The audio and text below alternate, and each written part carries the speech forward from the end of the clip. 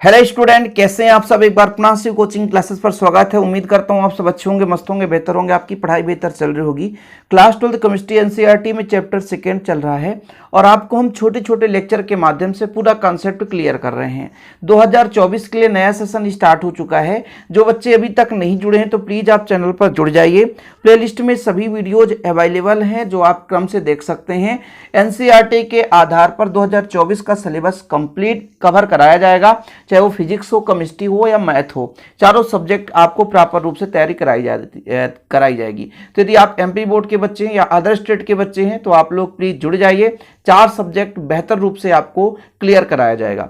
तो चलिए, आज का जो हमारा टॉपिक है मोल प्रभाज या मोल अंश किसे कहते हैं, यानी आज हम सीखेंगे मोल प्रभाज या मोल अंश, जिसे मोल फ्रैक्शन के नाम से जानते हैं। इसके पहले हमने फार्मलता, नॉर्मलता, मोललता ये सब कुछ करा दिया है, जो कि आप लोग पिछले लेक्चर को देख सकते हैं।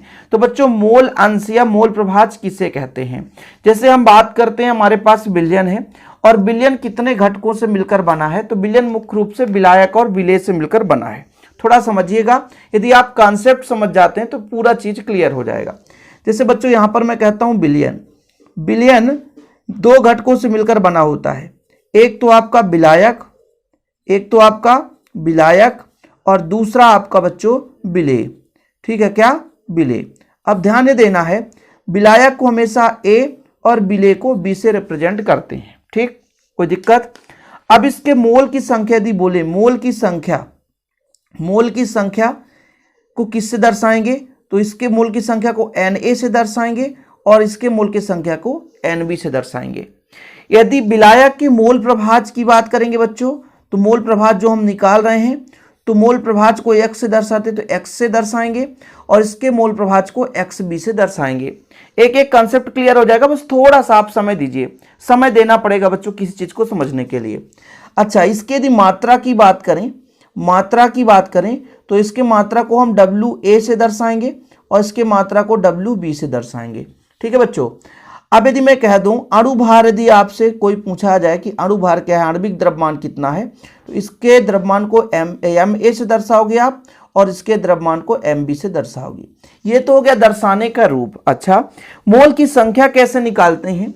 यदि हमें Na निकालना है तो हमें क्या करना पड़ेगा, WA/Ma, ये आपको निकालना पड़ेगा। ये आपका है बच्चों मोल की संख्या।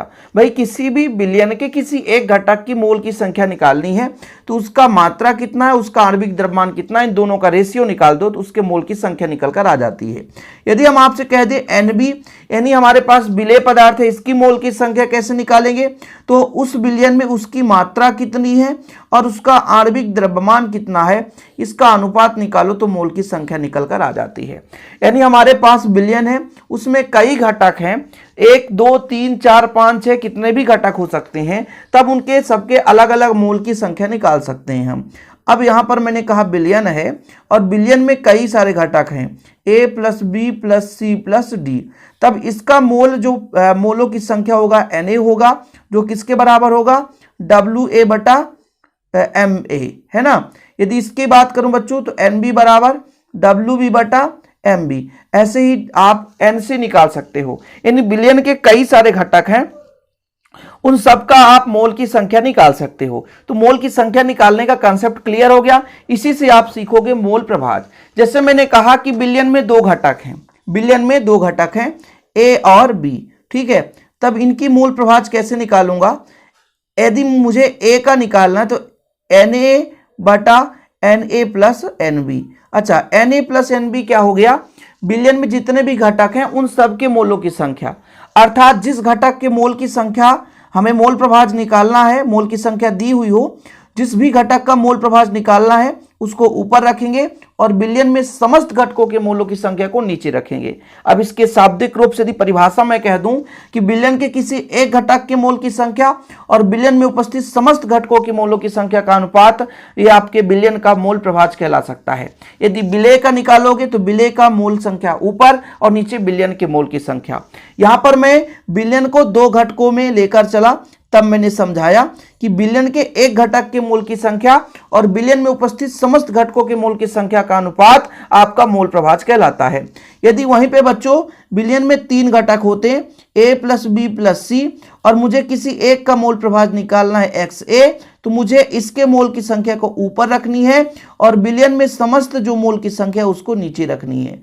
यानी आपका ये बिलियन के मोल की संख्या हो गई। तो जिस भी हमें पदार्थ की मोल प्रभाज निकालनी है उसके मोल की संख्या को ऊपर और नीचे बिलियन के समस्त घटकों के मोलों की संख्या का जो अनुपात होता है वही मोल प्रभाज कहलाता है। मतलब आपको यहां पे चीजें क्लियर कि बिलियन की मोल प्रभाज किसे कहेंगे, एक घटक के मोल की संख्या और बिलियन में उपस्थित समस्त घटकों के मोल की संख्या का जो अनुपात है वो आपका मोल प्रभाज कहलाता है। इतना में भी क्लियर नहीं हुआ होगा। अब अगले स्टेप में एक अलग से मेथड में कराता हूं। जैसे मैंने कहा भाई ये हमारे पास बिलियन है, बिलियन में 2 घटक है, एक आपका विलायक और एक आपका विलेय, ठीक है। इसके मोल की संख्या आप कह सकते हो NB और Na कर दो आप और इसके मोल की संख्या को NB कर दो। अब मुझे XA निकालना है तो मुझे Na मतलब विलायक की मोल की संख्या और नीचे बिलियन की मोल की संख्या। तो यदि मैं कह दूं कि मोल प्रभाज जिसे भी हम कह सकते हैं तो बिल्कुल कह सकते हैं कि विलायक के मोल की संख्या और बिलियन के मोल की संख्या का अनुपात भी मोल प्रभाज कहलाता है। यहां पर मैं यदि XB निकालूंगा तो NB ऊपर हो जाएगा और नीचे Na प्लस NB हो जाएगा। मतलब विलेय की मोल की संख्या और बिलियन के मोल की संख्या का अनुपात ये विलेय का मोल प्रभाज कहलाएगा। यहाँ पर विलायक की मोल की संख्या और बिलियन के मोल की संख्या का अनुपात विलायक का मोल प्रभाज कहलाएगा। मतलब जितने भी बिलियन में घटक हैं उन सबका मोल प्रभाज निकाल सकते हैं। इसलिए परिभाषा में लिख दिया किसी बिलियन में विलेय तथा बिलियन के मोल की संख्या का अनुपात, या कह सकते हैं बच्चों विलायक एवं बिलियन के मोलों की संख्या का अनुपात मोल प्रभाज कहलाता है। यदि विलेय की बात करेंगे तो विलेय का मोल प्रभाज, विलायक की बात करेंगे तो विलायक का मोल प्रभाज। सबसे अच्छा परिभाषा आपको मैं कह दूं कि बिलियन में किसी एक घटक के मोल की संख्या और बिलियन में उपस्थित समस्त घटकों के मोलों की संख्या का जो अनुपात है वो आपका बच्चों क्या कहलाता है, मोल प्रभाज कहलाता है। क्या कहलाता है, मोल प्रभाज कहलाता है। तो आप लोग यहां पर मोल प्रभाज का सूत्र जरूर लिख लें। मोल प्रभाज कहता क्या है कि बिलियन के एक घटक, बिलियन के एक घटक के मोलों की संख्या, बिलियन के किसी एक घटक के मोलों की संख्या और नीचे जो होगा आपका बच्चों बिलियन के समस्त घटकों, बिलियन के समस्त घटकों के मोलों की संख्या, बिलियन के समस्त घटकों के मोलों की संख्या। मतलब जिस भी घटक का निकालना है उसको ऊपर रखना है और बाकी को नीचे रखना है। अब आपको थोड़ा सा और समझा दूं कि माना बिलियन में 3 घटक हैं, मान के चलता हूं, माना बिलियन में 2 घटक हैं, बिलियन में 2 घटक A व B है। तब मैं यदि आपसे कह दूं XA बराबर कितना होगा तो Na ऊपर रखोगे और नीचे पूरा कंप्लीट रखोगे, तथा यदि मैं कह दूं XB बराबर कितना होगा तो NB ऊपर रखोगे और नीचे समस्त घटकों के मोलों की संख्या का अनुपात। ये 2 घटक के लिए है। यदि बिलियन में 3 घटक हो, यदि बिलियन में 3 घटक कौन कौन से A, B व C हो, तब बच्चों 3 हमें मोल प्रभाज निकालना पड़ेगा। मतलब हम यदि A के लिए करेंगे तो XA निकालेंगे जो कि हो जाएगा Na और नीचे समस्त Na plus NB plus NC। यदि बच्चों मैं XB निकालूं तो NB को ऊपर रखूंगा, नीचे पूरा Na plus NB plus NC। यदि मैं XC निकालूं तो NC ऊपर रखो, बाकी Na plus NB plus NC। ये यानी बिलियन के किसी एक घटक के मोल की संख्या और बिलियन में उपस्थित समस्त घटकों के मोलों की संख्या का जो अनुपात है वो किसी भी बिलियन के किसी भी घटक का मोल अंश, मोल फ्रैक्शन या मोल प्रभाज कहलाता है। जैसे हमारे पास एक क्वेश्चन दे रखा है बच्चों, इसको सॉल्व करिए कि 90 ग्राम जल में 4 ग्राम NaOH घुला है तो NaOH और जल का मोल प्रभाज निकालने से पहले मोल की संख्या निकालनी पड़ेगी। ये सिंपल है, कोई दिक्कत नहीं है। जैसे मैं कह दूं हल, ठीक है, NaOH की मात्रा NaOH की मात्रा, इन ये विलेय है बच्चों, मात्रा कितना है WB बराबर 4 ग्राम। विलेय को हम B से दर्शाते हैं, ठीक है। और यदि मैं कह दूं इसका MB निकालो तो NaOH का 40 होता है। कैसे? सोडियम का 23, ऑक्सीजन का परमाणु द्रव्यमान 16, हाइड्रोजन का 1, तो MB बराबर इतना हो गया। इसलिए मैं आपसे कह दूं NB बराबर कितना हो जाएगा, तो WB बटा MB, यानी कुल मिलाकर 4/40, 4 दाम 40, 0.1 इतना आएगा आपका बच्चों, 0.1 आ गया, ठीक है। यदि मैं आपसे कह दूं H2O की मात्रा, तो दे के रखिए H2O की मात्रा, मतलब हमारे पास WA दे के रखा है, कितना है 90 ग्राम, ये दिया है। वह मैं आपसे कह दूं MA बराबर कितना होगा, तो H2O का होता है 18। तब बच्चों, तब आपका NA बराबर कितना हो जाएगा, WA बटा MA। WA आपका 18 और 90/18, तो 18 पंचे 90, तो ये आपका 5 आ गया। अभी तो हमने दोनों का मोल संख्या निकाला है। अब मैं आपसे कह दूं NaOH का मोल प्रभाज, NaOH का मोल प्रभाज कैसे निकालोगे जरा बताओ। NaOH मतलब NB निकालना है, अर्थात XB निकालना है। तो NB को ऊपर, जिसका भी निकालना है उसके मोल की संख्या को ऊपर, और नीचे समस्त घटकों की मोल की संख्या।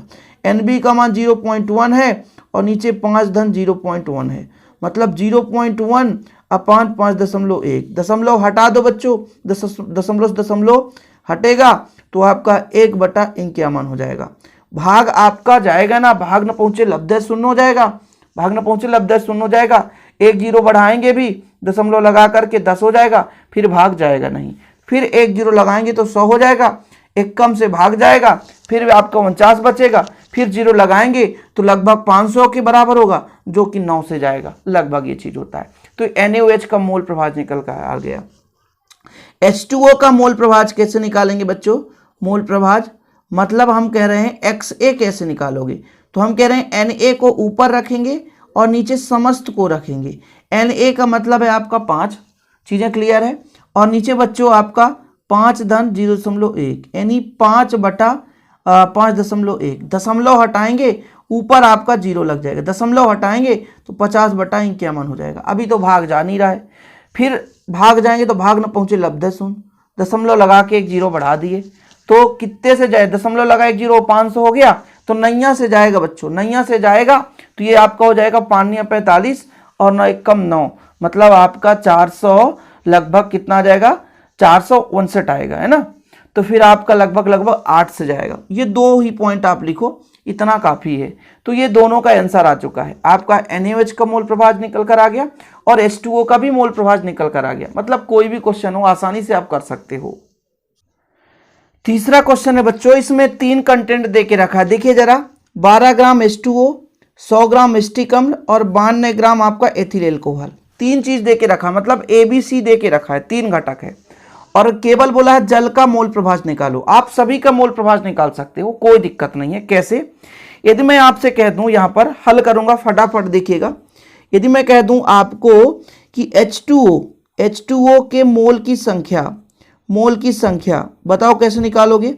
मोल की संख्या निकालने के लिए इसकी वेट बटा द्रव्यमान, इसका द्रव्यमान कितना होगा बच्चों, तो H2O का द्रव्यमान होता है 18, तो आपका 6 दूनी 12, 6 18, आपका 2/3 आया, भाग न पहुंचे लब्धे शून्य, दशमलव लगा के, तो आपका भैया 6 आएगा, 6 18 7 आ जाएगा, ये आ जाएगा आपका 3 से आ गया।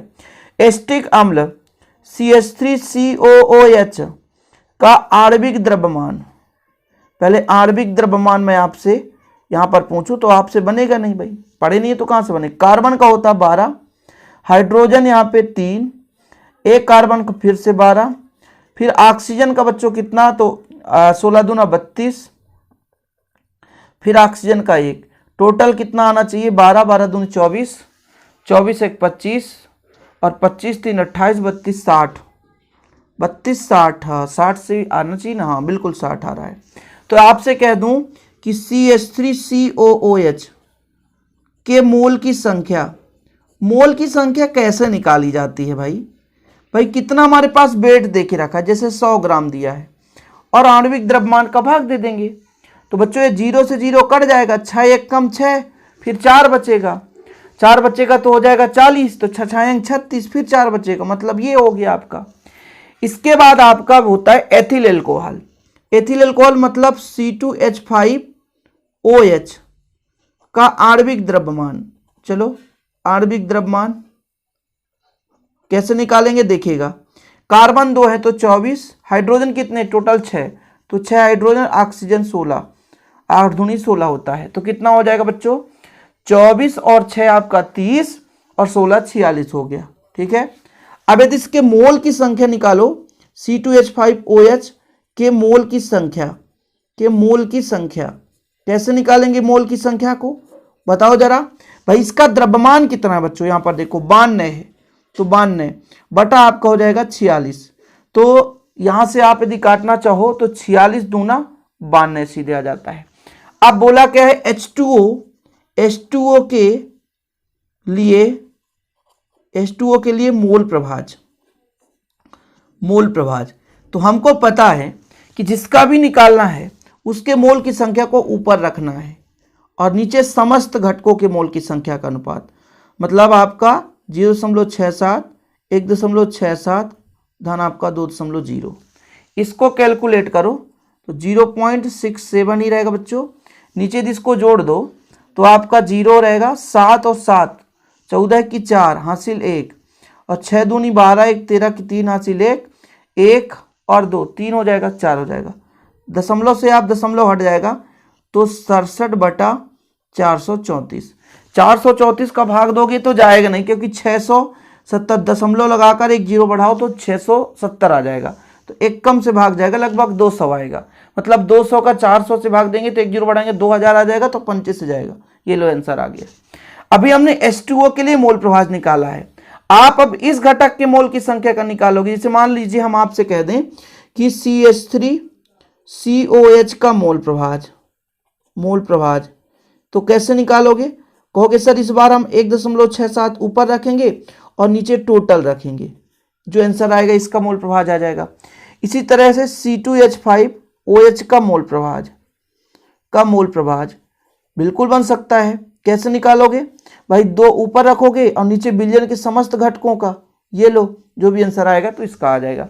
इस तरीके से कोई भी क्वेश्चन हो कंसेप्ट के साथ आप कर सकते हो, बशर्ते आपसे इतना पता होना चाहिए भाई कि किसी का कितना आणविक द्रव्यमान होता है। यदि आणविक द्रव्यमान नहीं पता है तो फिर आपसे नहीं बन पाएगा। उम्मीद करता हूं आज का वीडियो पसंद आया होगा।